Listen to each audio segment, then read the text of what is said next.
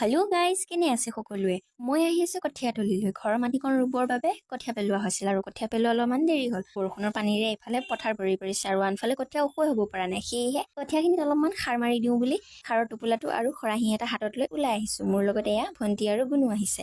এয়া আমি কঠীয়াতলী পালোৱে আহি। এয়া চাওকচোন, আমাৰ গুণু কুকুৰ হৈ ছাগলীৰ কাম কৰি ফুৰিছে আৰু মই সাৰৰ টোপোলাটো খুলি খৰাহিত লৈ সাৰ ছটিয়াবলৈ আৰম্ভই হৈ দিলো। এইদৰে গোটেইখিনি সাৰ কঠীয়াখিনিত ছটিয়াই খতমে দিলো। কয় নহয়, কিনা হাঁহৰ মঙহ হেনো ঠোঁটৰলৈকে। সেয়েহে পলিথিনটোত ঘামি পেলাই ৰৈ থকাখিনিকো মই পানীৰ অলপ ভৰাই আখালি লৈ ছটিয়াই দিলো। ইফালে আকৌ আমাৰ গুণু বহুত দিনৰ মূৰত ঘৰৰ পৰা ওলাই আহিছে যে তাৰ ফূৰ্তিৰ সীমাই নাই। এপাকত আহি আকৌ আলিত বহি পোষ্ট দিয়াটোৱে ওলাল। গুণুৰ দুটামান ফটো ক্লিক কৰিলো।